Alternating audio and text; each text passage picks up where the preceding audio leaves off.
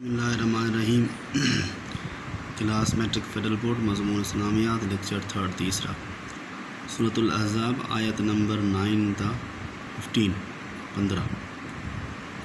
इन आयात का अल्फाज मानी होंगे, तराजिम व तशरीहात होंगी और फिर इसके अंदर जो अगर सवाल है तो सवाल का जवाब होगा। सबसे पहले आयात के अल्फाज मानी। पहले मैं आयत तिलावत कर देता हूँ जो आयत नंबर 9 तक 15 है। बिस्मिल्लाहिर्रहमानिर्रहीम। या अय्युहल्लज़ीना आमनू उज़्कुरू निअमतल्लाहि अलैकुम इज़ जाअतकुम जुनूदुन फअरसलना अलैहिम रिहन व जुनूदन लम तरौहा व कानल्लाहु बिमा तअमलूना बसीर। इज़ जाअूकुम मिन फ़ौक़िकुम व मिन अस्फ़ल मिनकुम व इज़ ज़ाग़तिल अबसार व बलग़तिल क़ुलूबुल हनाजिर व तज़ुन्नूना बिल्लाहि ज़ुनूना हुनालिका इब्तुलियल मुमिनूना व ज़ुलज़िलू ज़िलज़ालन शदीदा व इज़ यक़ूलुल मुनाफ़िक़ूना वल्लज़ीना फ़ी क़ुलूबिहिम मरज़ुम मा वअदनल्लाहु व रसूलुहु व सदक़ल्लाहु व रसूलुहु इल्ला गुरूरा मा वअदनल्लाहु व रसूलुहु इल्ला गुरूरा। व इज़ क़ालत ताइफ़तुम मिनहुम या अहल यस्रिब ला मुक़ाम लकुम फ़र्जिऊ व यस्तअज़िनु फ़रीक़ुम मिनहुमुन नबिय्य यक़ूलूना इन्न बुयूतना औरा व मा हिय बिऔरतिन इन युरीदूना इल्ला फ़िरारा वलौ दुख़िलत अलैहिम मिन अक़तारिहा सुम्मा सुइलुल फ़ितनत लआतौहा व मा तरब्बसू बिहा इल्ला यसीरा वलक़द कानू आहदुल्लाहि मिन क़ब्लु ला युवल्लूनल अदबार व कान अहदुल्लाहि मस्ऊला। यहाँ तक 15 आयात हो गई। 15 आयात तक हमने पढ़ना है। इन 15 आयात के अल्फाज मानी पहले देख लें। इनके अंदर अल्फाज मानी क्या होंगे, ये आपके अल्फाज हैं। पहला है ज़ाग़त लफ्ज़। ज़ाग़त का मतलब है टेढ़ी हो गई। ज़ाग़त का मतलब है टेढ़ी हो गई। और दूसरा है इब्तुलिया।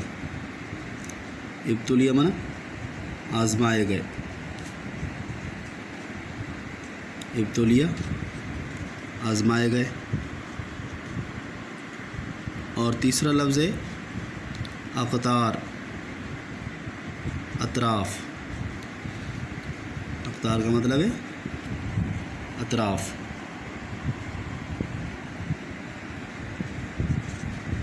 ज़ाग़त टेढ़ी हो गई, इब्तुलिया आज़माए गए, अक़तार अतराफ़, युवल्लूनल अदबारा वो पीठ फेरते हैं। ये 4 अल्फाज है इन 15 आयात के अंदर। आप अपने बुक से भी देख सकते हैं। अब आते हैं तर्जुमे की तरफ।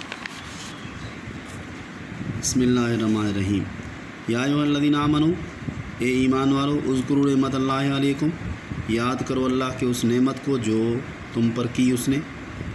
इज़ जाअतकुम, जब आए तुम्हारे ऊपर, तुम्हारे पास, जुनूदुन लश्कर, फ़अरसलना अलैहिम रीहन, तो हमने भेज दी उनके ऊपर तूफ़ानी हवा, व जुनूदन, और ऐसे लश्कर, लम तरौहा, जिसको तुमने नहीं देखा, वकान अल्लाह बिमा तामलूना बसीरा, और अल्लाह ताला देखने वाला है जो भी तुम काम करते हो।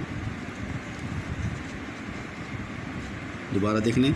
ए ईमान वालो, अल्लाह के उस नेमत को याद करो जो तुम पर की, जब आए तुम्हारे ऊपर लश्कर, तो हमने भेज दी उनके ऊपर तूफ़ानी हवा और ऐसे लश्कर जिसको तुमने नहीं देखा, और अल्लाह ताला देखने वाला है जो भी तुम काम करते हो। अब इस आयत के अंदर क्या बात की गई है? इस आयत के अंदर अल्लाह के उस नेमत का ज़िक्र किया जा रहा है जो मुसलमानों पर अल्लाह ताला ने की। वो क्या थी? वो मदद थी जो ग़ज़वा अहज़ाब के अंदर अल्लाह ताला ने मुसलमानों के ऊपर की। तो ग़ज़वा अहज़ाब यानी जंग अहज़ाब का तज़किरा इस सूरत का मेन टॉपिक भी है। ये ग़ज़वा अहज़ाब चूँकि 5 हिजरी में वाक़ हुआ है, जंग अहज़ाब 5 हिजरी में वाक़ हुई है, और उसी का तज़किरा किया जा रहा है यहाँ से कि ग़ज़वा अहज़ाब के दौरान جب مسلمان مشکلات میں تھے تو اللہ نے ان کی مدد کی، اور مدد کیسے کی اس کا ذکر یہاں کیا گیا۔ تو مدد کرنے کے حوالے سے پہلی بات آ گئی یہاں پر کہ اللہ تعالیٰ نے ان کی مدد کی طوفانی ہوا سے، یہاں سے ذکر ہوا اس کا، طوفانی ہوا سے ان کی مدد کی۔ اور اس کے علاوہ ایسے لشکر بھی سے بھی مدد کی جن کو مسلمانوں نے دیکھا نہیں، جو دیکھنے میں نہیں آ رہے تھے، یعنی اس سے مراد فرشتے ہیں کہ اللہ تعالیٰ نے فرشتے بھی مدد کے لیے بھیجے۔ تو اس نعمت کا اللہ تعالیٰ نے اس آیت کے اندر ذکر کیا۔ غزوہ احزاب کے دوران جب مشکلات میں تھے تو اللہ نے مسلمانوں کو اس مشکلات سے نکالا، اور کیسے نکالا کہ ان کے اوپر طوفانی ہوا بھیج دی اور دشمنوں کے اوپر، اور اسی طرح سے ایسے فرشتے بھیجے کہ جنہوں نے ان کی مدد کی، اور اللہ تعالیٰ نے ان کو اس مشکلات کے وقت کے اندر اس سے نکالا ان کو۔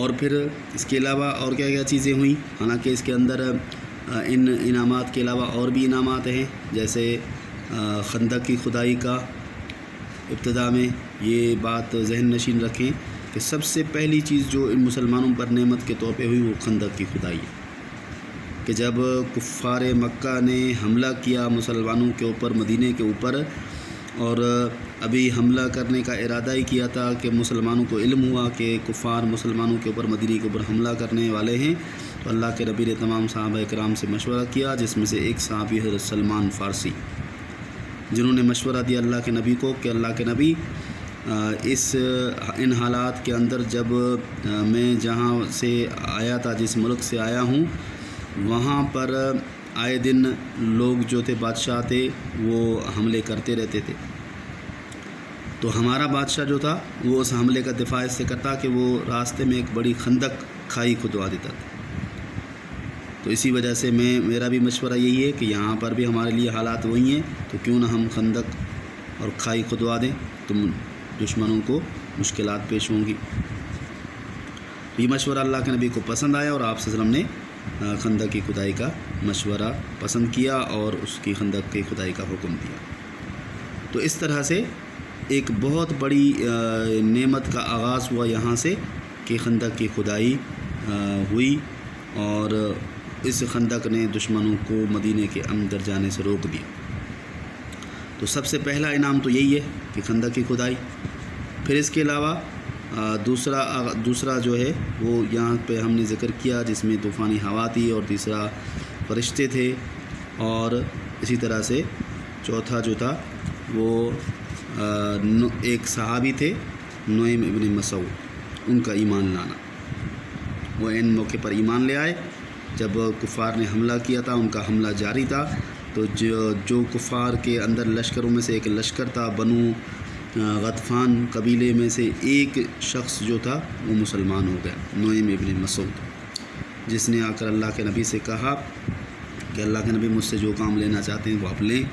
تو اللہ کے نبی نے ان کو کہا کہ تم حالات سے واقف ہو، اس حالت میں جو تم مدد کر سکتے ہو کرو۔ تو اس حالت میں نعیم ابن مسعود نے ان کی مدد کی، اور اندر سے جو خطرہ تھا، یعنی اندر سے کفار بنو قریظہ منافقین یہودیوں کا ایک قبیلہ تھا جو مسلمانوں کا ساتھ چھوڑ کر کفار کے ساتھ مل گیا تھا۔